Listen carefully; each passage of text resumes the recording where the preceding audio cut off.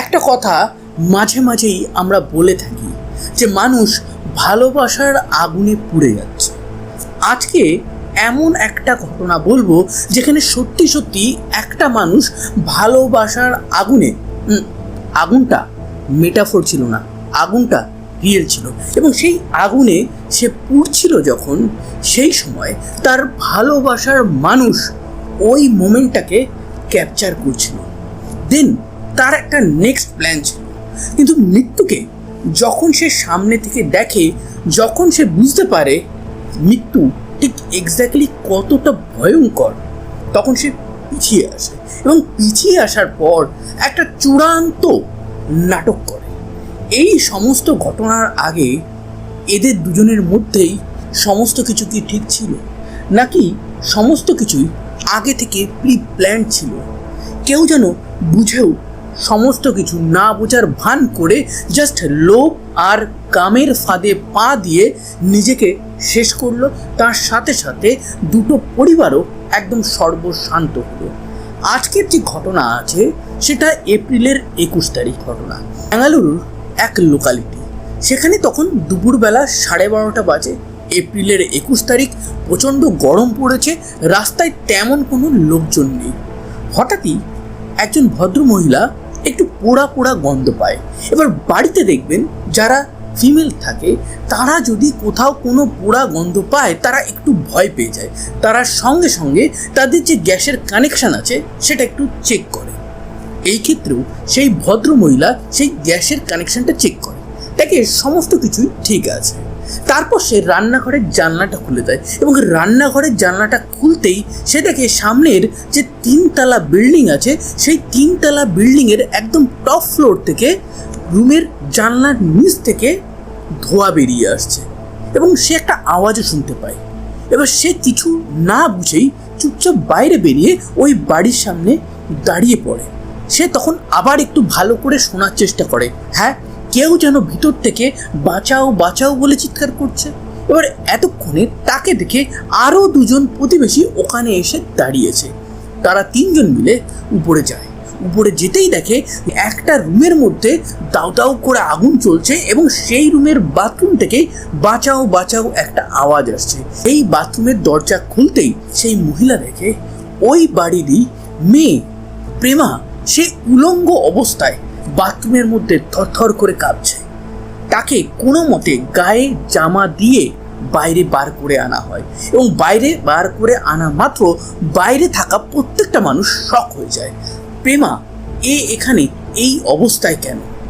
এই সময় তো তার জবে থাকার কথা। প্রতিবেশীদের মধ্যে কেউ একজন তার পরিবার পরিজনকে খবর দিয়ে দিয়েছে, কিন্তু এখানে সব থেকে বড় কোশ্চেন হচ্ছে, যেটা সবার মনেই সেই সময় ঘুরছিল, সেটা হচ্ছে ওই রুমে কি করে আগুন লাগলো আর ওই রুমে আগুনে জ্বলছেটাই কে?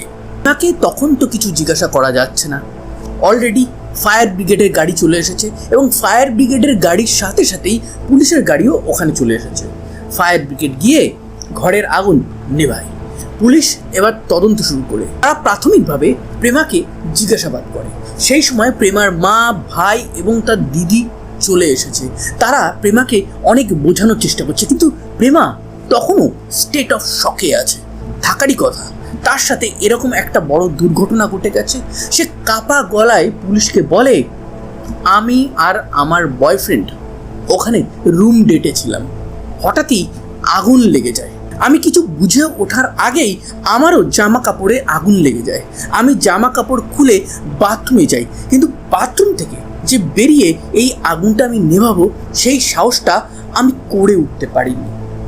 এইরকম কিছু কিছু ক্ষেত্রে হয়, যখন আপনার সাথে কোনো একটা ঘটনা ঘটছে, সেই ঘটনাতে আপনি শক পেয়ে একদম চুপ হয়ে গেছেন, স্ট্যান্ড স্টিল, না কিছু বলছেন না কিছু করতে পারছেন। এটাই প্রেমার হয়েছিল। কিন্তু ভিতরে তার বয়ফ্রেন্ডের সাথে এই রকম একটা নৃশংস যে ঘটনাটা ঘটে গেল, বলতে পারেন দুর্ঘটনাটা ঘটে গেল, সেটা নিয়ে পুলিশ একটু চিন্তিত ছিল। তারা উপরে যায়। প্রাথমিকভাবে সমস্ত কিছু দেখে তারা একটা জিনিস লক্ষ্য করে, প্রেমার যে বয়ফ্রেন্ড আছে কিরণ, তার শরীরের মেন যে অংশটা পুড়ে গেছে সেটা পেটের তলা এবং হাঁটুর উপরের অংশ, মানে যেখানে মানুষের প্রাইভেট পার্ট থাকে। এই জায়গাতে একটু পুলিশের সন্দেহ হয়। পুলিশ দেখে কিরণের হাত মুখ তখনও অতটা ঝলসায়নি। তারা ভালো করে একটু লক্ষ্য করতেই দেখে আরে প্রেমার বয়ফ্রেন্ড কিরণের হাত পা বাঁধা কেন। এই জায়গাতে একটু সন্দেহ হয়। পুলিশ ভাবে যে আগুনটা লাগলো কি করে, শর্ট সার্কিটে আগুন লাগলো, কিন্তু শর্ট সার্কিট হওয়ার কোনো চিহ্ন তো পুলিশ পাচ্ছে না।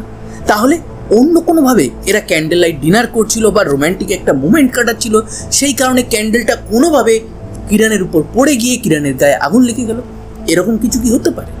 আশেপাশে চারিদিক দেখার পর তারা কিন্তু কোনোভাবেই কোনো ক্যান্ডেল পায়নি, মানে মোমবাতি পায়নি।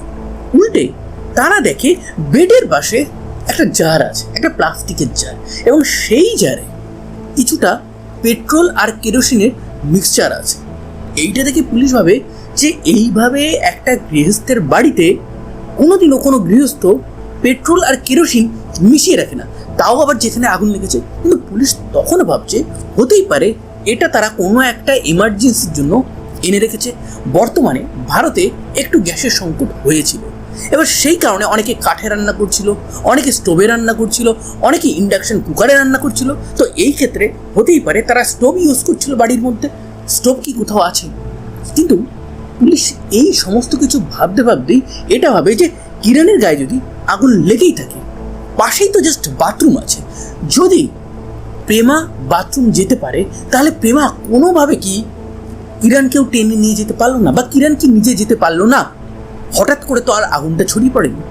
তারপর FSL মানে ফরেন্সিকের যে টিম আছে তারা আসে, তারা রুমটা ভালো করে চেক করে পুলিশকে ক্লিয়ারলি বলে দেয় যে এটা কোনো শর্ট সার্কিটের ব্যাপার না, এখানে কোনো মোমবাতির মাধ্যমে আগুন লেগেছে এটাও না, এখানে এই বডিতে যে আগুনটা লেগেছে এটা মেনলি পেট্রোল আর কেরোসিনের মিক্সচার থেকেই স্টার্টটা হয়েছে।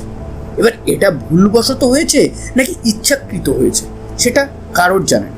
পুলিশের এবার সমস্ত কিছুই তদন্ত করে বার করতে হবে। ওখানে প্রেমাকে শান্ত করার জন্য তার ফ্যামিলি প্রতিবেশীরা অনেক বোঝানোর চেষ্টা করছে। এবার প্রেমাকে একটু ধাতস্থ করা হয়, এবং সেই ধাতস্থ করার পর তাকে থানাতে নিয়ে যাওয়া হয় এবং জিজ্ঞাসাবাদ শুরু করা হয়। এবং এই জিজ্ঞাসাবাদের প্রথমেই পুলিশ জিজ্ঞাসা করে যে প্রেমা, তোমার কিরণের সাথে পরিচয়টা কোথায়?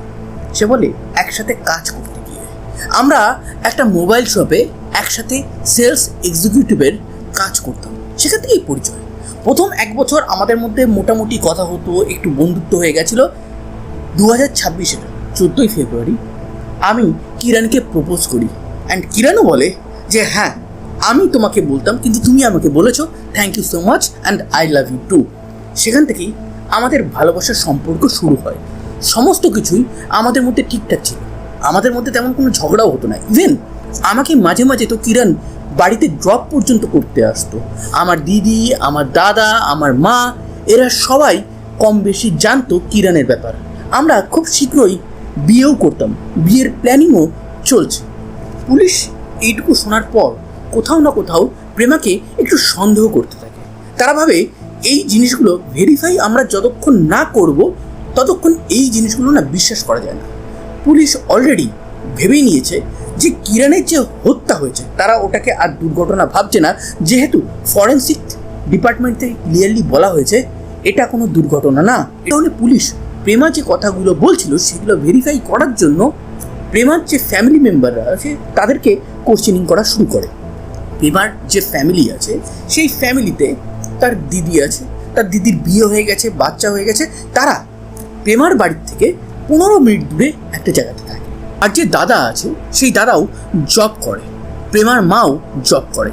21শে এপ্রিল সকালবেলা প্রেমাকে যখন বলা হয় যে তুমি আজকে অফিসে যাবে না, তখন সে বলে আমার শরীরটা ঠিক নেই, আমি সেকেন্ড হাফে অফিসে যাব, তোমরা বেরিয়ে যাও। প্রেমার মা বেরিয়ে যায়, প্রেমার দাদা ওখান থেকে বেরিয়ে সোজা তার দিদির বাড়িতে যায়। সে তার ভাগ্নেকে দেখে, দেন ওখান থেকে কাজে যায়। এবং সর্বপ্রথম যখন এই ঘটনাটা ঘটে ওই স্পটে আসে প্রেমার দাদা। সে এসেই তার বোনকে কনসোল করে। দেন তারপর আসে প্রেমার দিদি, দেন প্রেমার মা। পুলিশ প্রেমার ফ্যামিলিকে জিজ্ঞাসা করে, আচ্ছা আপনারা বাড়িতে কি পেট্রোল বা কেরোসিন কোনো কিছু কি এনেছিলেন? তখন তারা বলে যে না। তারপর আবারও জিজ্ঞাসা করে, আচ্ছা প্রেমার মধ্যে রিসেন্টলি কি কোনো কিছু চেঞ্জ হয়েছে? তখন প্রেমার ফ্যামিলি ভাবে অ্যান্ড ভেবে বলে যে না, তেমন কিছু তো চেঞ্জ হয়নি, কিন্তু ও একটু রিসেন্টলি লাস্ট 10-15 দিন চুপচাপ হয়ে গেছিলো। এবার এই চুপচাপের কারণ কি? ও সেলসে কাজ করে এবং সেলসে যারা কাজ করে তাদের তো কাজের অনেক প্রেশার থাকে, কাজের জন্যও হতে পারে।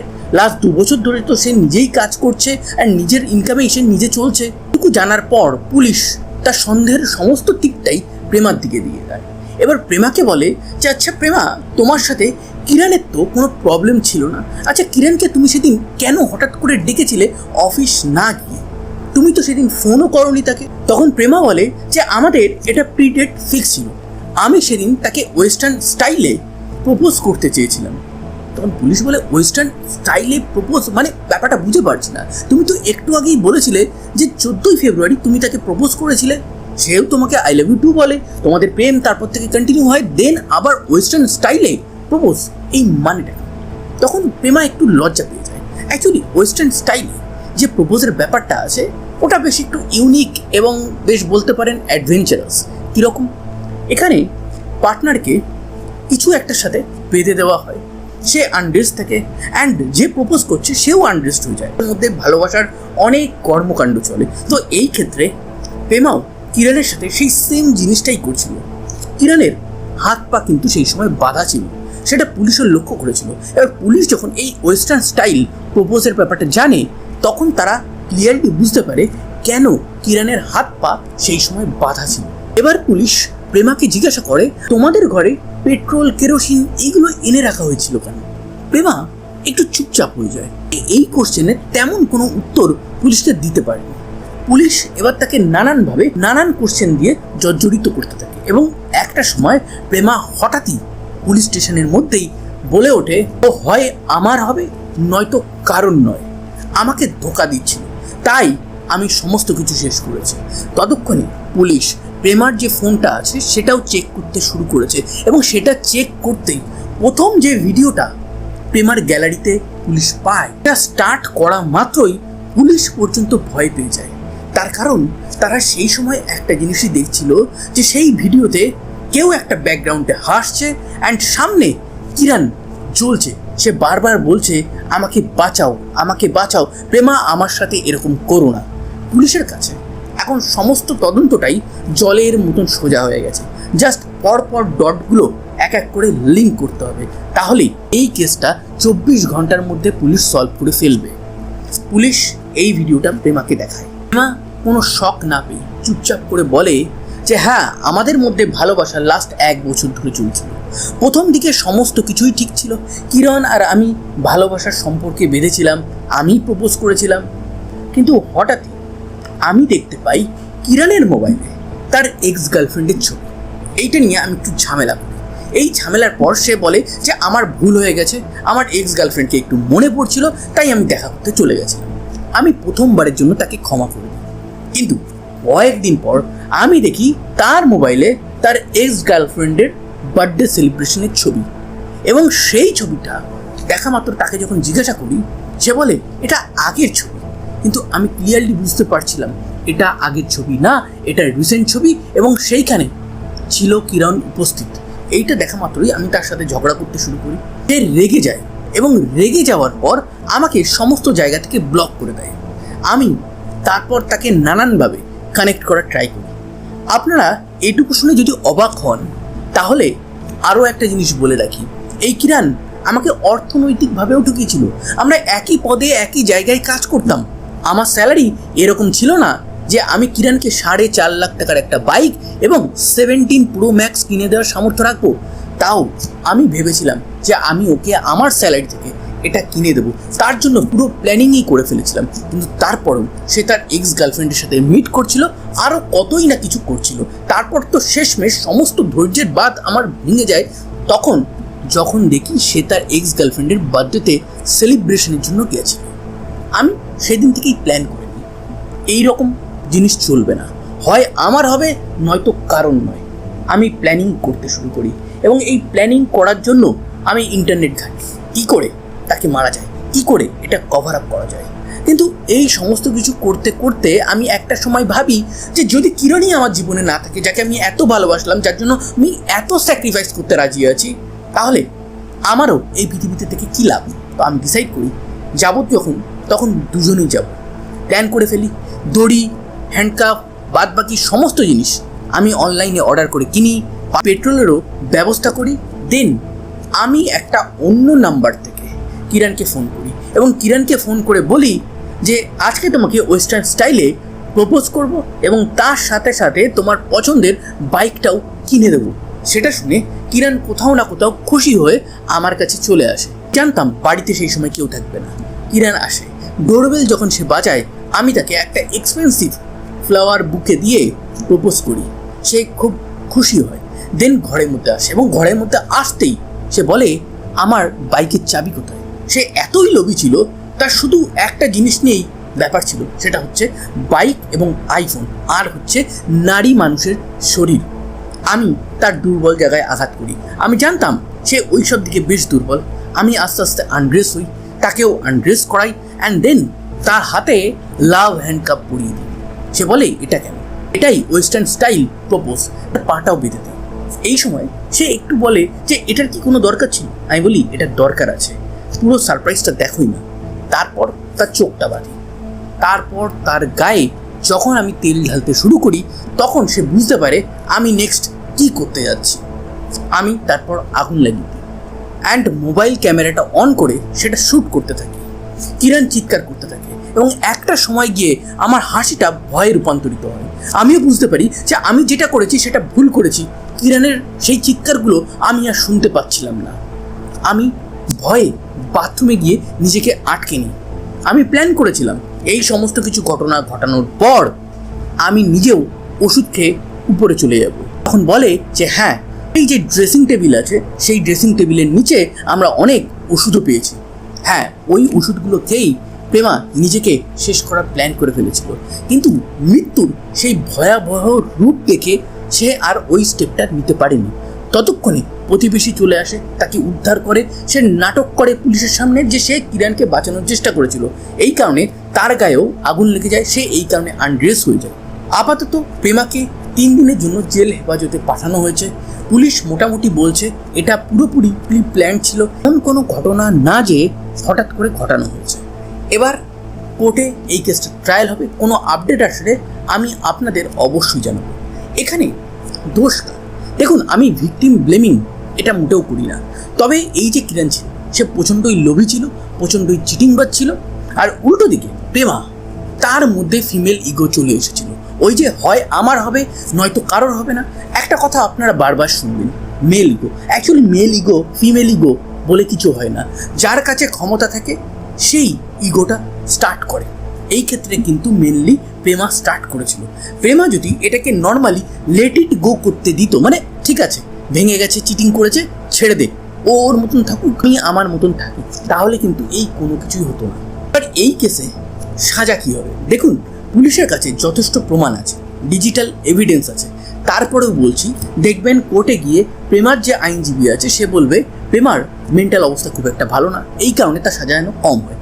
হায়েস্ট টু হায়েস্ট সে 5-6 বছর হয়তো জেলে থাকবে, আমি বলছি হায়েস্ট টু হায়েস্ট। এবার হ্যাঁ, আমি ভুলও হতে পারি, তবে আমি যেটা মোটামুটি বর্তমান টাইমে দেখছি, বড় বড় ক্রাইম করে মেয়েরা একটা কিছু বলে কোর্ট থেকে বেইলে বেরিয়ে যাচ্ছে, সেটা এই ক্ষেত্রেও হতে পারে। এবার হঠাৎ করে যদি দেখা যায় প্রেমা প্রেগনেন্ট হয়ে গেছে, তাহলে সে তো জেলের মধ্যেই একটা ভালো সিচুয়েশন, 5 স্টার সিচুয়েশনে থাকতে পারবে, বাইরে ওই কারণেই বেল পেতে পারবে। যাই হোক, আমি ফলো আপ রাখছি। কেসে যদি কোনো ইম্পর্টেন্ট আপডেট আসে সেটা আমি আপনাদেরকে অবশ্যই জানাবো। তো এই ছিল আজকের একটা ট্রু ক্রাইম ঘটনা।